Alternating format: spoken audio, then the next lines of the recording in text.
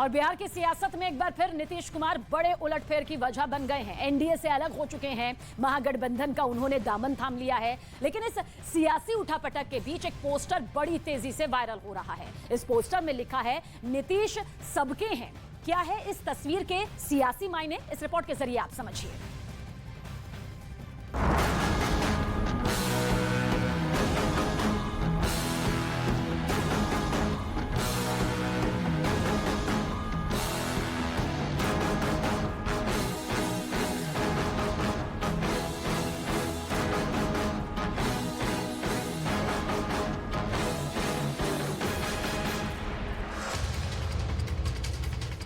सियासत में संकेतों और तस्वीरों की बड़ी अहमियत होती है। बिहार की मौजूदा सियासी समीकरणों के बीच से निकली इस तस्वीर को देखिए।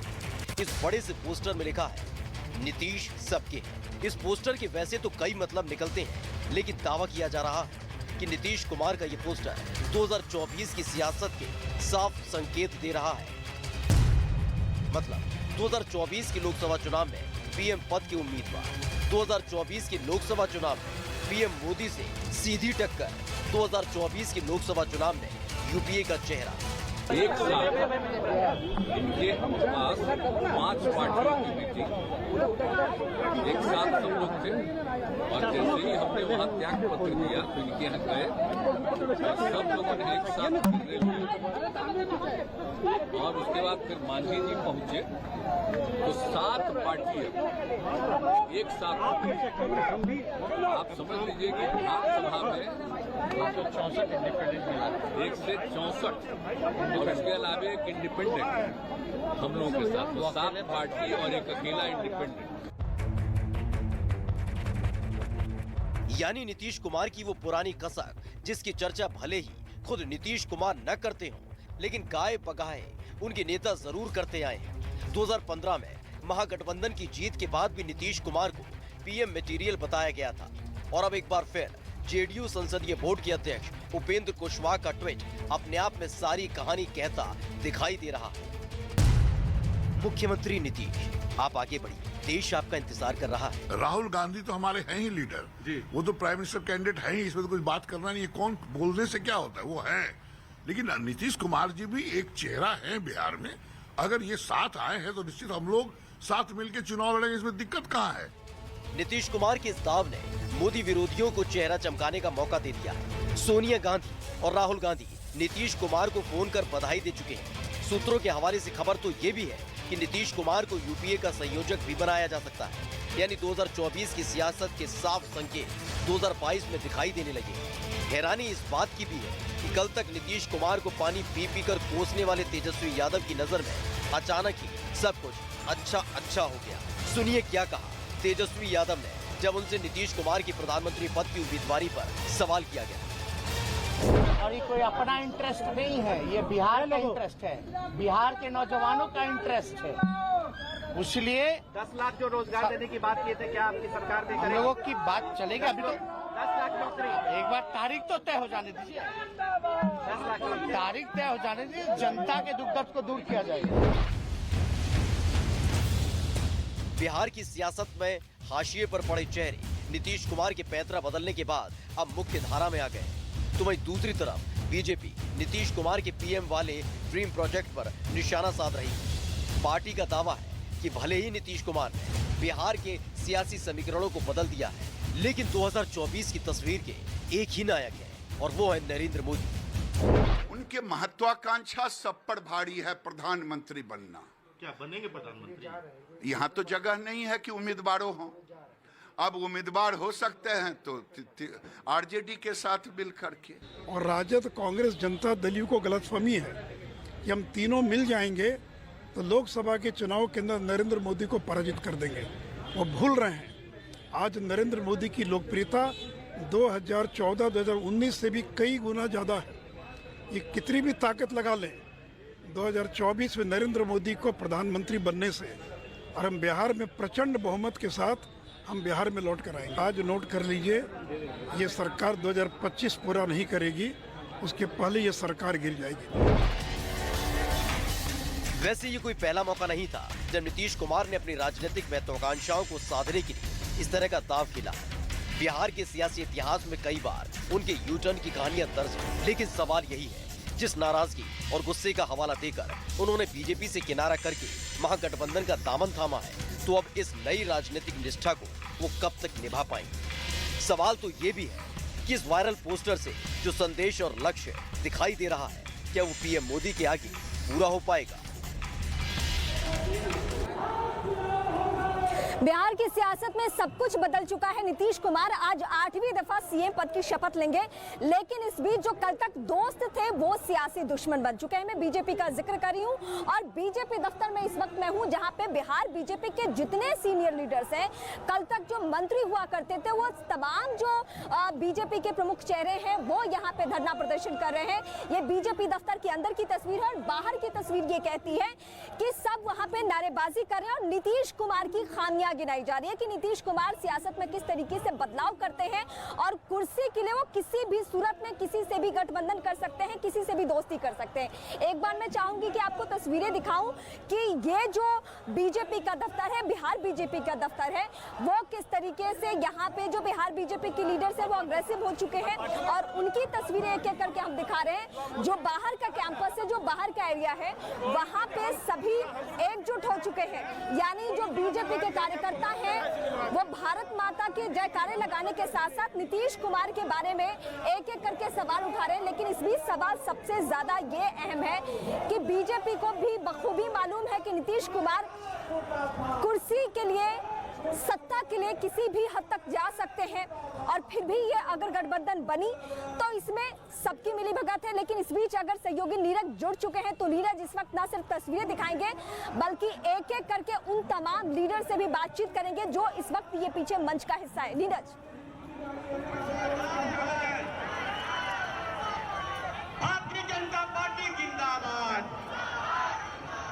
भारतीय जनता पार्टी जिंदाबाद।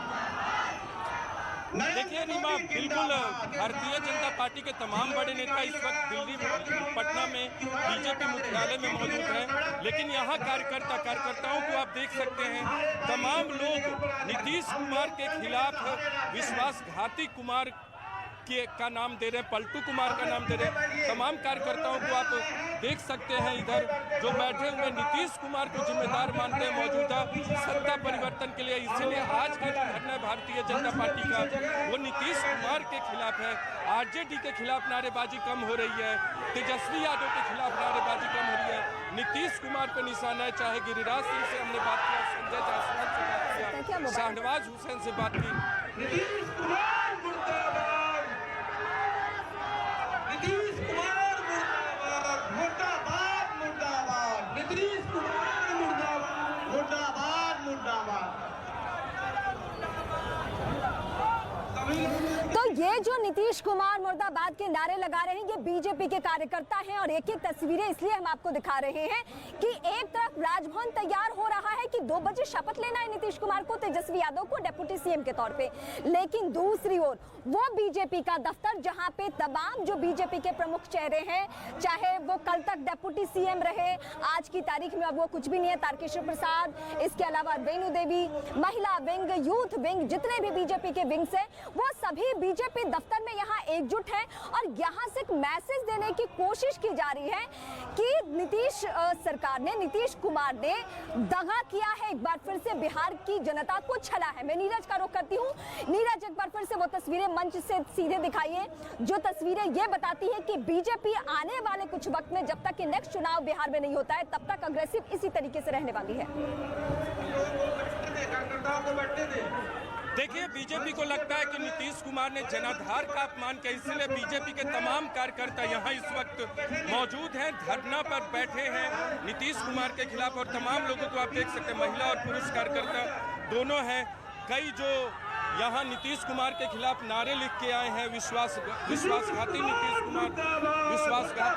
कुमार का नाम दे रहे हैं, पलटू कुमार का नाम दे रहे हैं। तेजस्वी के खिलाफ रीमा यहाँ विरोध कम है, नीतीश कुमार के खिलाफ विरोध ज्यादा है। और गिरिराज सिंह जो कि केंद्रीय मंत्री भी हैं और भारतीय जनता पार्टी के वरिष्ठ नेता हैं, उन्होंने तो चुनौती दे डाली है नीतीश कुमार को कि अगर दम है तो वो 2014 की तरह जेडीयू के नाम पर अकेले चुनाव मैदान में उतरे। यानी कहीं ना कहीं भारतीय जनता पार्टी को भी इस बात कि दिक्कत होगी आने वाले वक्त में नीतीश कुमार और आरजेडी के मिलने से कि लोकसभा के चुनाव में भारतीय जनता पार्टी की चुनौती बढ़ जाएगी। लेकिन यहाँ इस वक्त नारेबाजी ग्राउंड जीरो से मेरी सहयोगी रीमा और नीरज पहुंचा रहे हैं, लेकिन इस बीच आपको यह बताना भी जरूरी है कि बिहार में चल रहे सियासी घटनाक्रम के बीच कुल 164 विधायकों की लिस्ट राज्यपाल को सौंपी गई है। आइए आपको तफसील से बताते हैं फैक्ट्स के साथ कि इस 164 में किन किन पार्टियों के आखिर कितने विधायक यहां पर मौजूद हैं। महागठबंधन, क्योंकि अब उसी की बड़ी तस्वीर यहां पर बनती हुई दिखाई दे रही है, तो जेडीयू के 45, आरजेडी के 79 इसमें मौजूद है और कांग्रेस के 19 विधायक, लेफ्ट के 16, हिंदुस्तानी अवाम मोर्चा का जिक्र करें तो 4 और एक निर्दलीय विधायक भी इसमें शामिल है, यानी कि कुल विधायक इसमें 164 होगा। ये आंकड़े यहां पर आपको सियासी समीकरण के तौर पर नजर आ रहे होंगे, जबकि 243 सीटों वाली बिहार विधानसभा में बहुमत के लिए 122 का आंकड़ा चाहिए, जबकि महागठबंधन के पास बहुमत से 42 ज्यादा विधायक मौजूद है। तो ये सियासी समीकरण ना सिर्फ बिहार बीजेपी के बल्कि बिहार से जो ताल्लुक रखने वाले नेता हैं बीजेपी के, वो सब अग्रेसिव हो चुके हैं और एक के बाद एक सभी सवाल उठा रहे। रविशंकर प्रसाद ने क्या बयान दिया है नीतीश कुमार को लेकर, इस नई गठबंधन को लेकर, वो बयान सबसे पहले हम सुनवाते हैं आपको। नीतीश जी भ्रष्टाचार के साथ चले गए, कांग्रेस के साथ चले गए, उनको मुबारक है। इसका जवाब बिहार की जनता देगी और कस कर देगी, लोकसभा चुनाव में 24 में और विधानसभा चुनाव में 25 में। बीजेपी अकेले दम पे रहेगी बिल्कुल, बाकी साथी आएंगे, चिंता मत करिए आप, अभी भी तो वही है ना। इसलिए आप निश्चिंत रहिए, बिहार की जनता, देश की जनता नरेंद्र मोदी की अगुवाई में क्या बदला है देश, ये देखती है। सिर्फ रविशंकर प्रसाद ही नहीं बल्कि इसके अलावा केंद्रीय मंत्री गिरिराज सिंह भी इस पूरे मामले को लेकर अग्रेसिव हो चुके हैं। वो कई सारे ऐसे ट्वीट्स भी कर चुके हैं जिसमें उनका गुस्सा सीधे सीधे देखने को मिल रहा है और आने वाले दिनों के लिए ये बिहार के लिए संकेत है कि बीजेपी चुप नहीं बैठने वाली है। गिरिराज सिंह को सुनिए, उन्होंने कहा क्या है। गिरिराज जी, ये क्या हो गया? पिछली बार वो आरजेडी छोड़ के आपके साथ आए, इस बार आपको छोड़ के आरजेडी के साथ चले गए। आप लोग से बहुत नाराज हैं, उनके पार्टी के सांसद खुद नीतीश कुमार भी और उनके विधायक भी। मुझे हंसी आती है, जिस व्यक्ति को न नाराजगी से कोई मतलब नहीं है, इनके नाराज की परिभाषा समय समय पर बदलते हैं। ये लालू जी के साथ जब गए, वहां से निकले तो वहां भी नाराज की परिभाषा बदले। भारतीय जनता पार्टी ने इन्हें मुख्यमंत्री बनाया, भारतीय जनता पार्टी ने उन्हें जब कह दिया कि हम मुख्यमंत्री के मेरे उम्मीदवार ये हैं 20 के पहले, तो 43 और 74 आया तो भी इनको मुख्यमंत्री माना। तो इस वक्त एक एक करके हम नेताओं को सुनवा रहे हैं, यानी बीजेपी का रुख क्या है, बीजेपी का मूड क्या है और बीजेपी कितनी एग्रेसिव हो चुकी है, ये तस्वीरें देखने के बाद आपको पता भी चल रहा है। नीरज बेहद करीब है मंच के और वो इस वक्त बताएंगे आपको और नेताओं से बातचीत भी करेंगे कि क्या ये सिर्फ एक दिन का धरना है या आने वाले दिनों में सरकार की खामियां गिनाई जाएगी, नीतीश कुमार की, तेजस्वी यादव की खामियां गिनाई जाएगी। ये इस वक्त नीरज हमें अपडेट करेंगे। नीरज, देखिए, मंच पर तमाम बीजेपी के कार्यकर्ता है, लेकिन मुख्यालय के अंदर की तस्वीर आप देख सकते हैं। तमाम नेता और कार्यकर्ता यहाँ जुटे हुए हैं। संजय जायसवाल से भी थोड़ी देर के बाद बातचीत करेंगे, जो कि बिहार बीजेपी के अध्यक्ष है, लेकिन कार्यकर्ताओं का जमावड़ा है। सत्ता पक्ष से विपक्ष में भारतीय जनता पार्टी पहुंच चुकी है और पूरा का पूरा विरोध नीतीश कुमार के खिलाफ है। पलटू कुमार का नाम दे रहे हैं, विश्वासघाती कुमार का नाम दे रही है भारतीय जनता पार्टी। और भारतीय जनता पार्टी को इस बात की उम्मीद नहीं थी कि ऐसा होगा। एक बार फिर आपको तस्वीरें दिखाते हैं, कैमरा पर्सन चंदन से कहेंगे वो तस्वीरें दिखाएं। अंदर की तमाम नेता, भारतीय जनता पार्टी के बड़े बड़े नेता यहाँ मौजूद हैं, अंदर बैठे हुए और कार्यकर्ता बाहर नारेबाजी कर रहे हैं नीतीश कुमार के खिलाफ। रविशंकर प्रसाद भी यहाँ पहुँच गए हैं, रविशंकर प्रसाद से बातचीत की कोशिश करेंगे, लेकिन रविशंकर प्रसाद से बातचीत की कोशिश करेंगे। सर क्या उम्मीद थी कि ऐसा होगा? देखिए, रविशंकर प्रसाद यहाँ पहुंचे हुए हैं। सर, क्या उम्मीद थी ऐसी? रवि सर, देख सकते तमाम संग्रहालय में पहुंच जाएगी, जहां प्रतिदिन हत्या, लूट और अपहरण का उद्योग चलता था और मुख्यमंत्री कार्यालय नियंत्रित करता था। उससे बचने के लिए हम लोगों ने इसको अभी तक बर्दाश्त किया था। मंत्री का सपना देख रहे हैं ना, उनका वो 2010 से सपना देख रहे हैं, लेकिन प्रधानमंत्री बनने का सपना देने के लिए उदाहरण प्रस्तुत करना पड़ता है। प्रधानमंत्री जी ने गुजरात में जो काम किया था, उसके कारण देश की जनता ने उन्हें प्रधानमंत्री चुना। और जब प्रधानमंत्री के तौर पर उन्होंने जो गरीबों के लिए, दलितों, शोषितों, पीड़ितों, वंचितों के लिए जो काम किया, उसके कारण उन्हें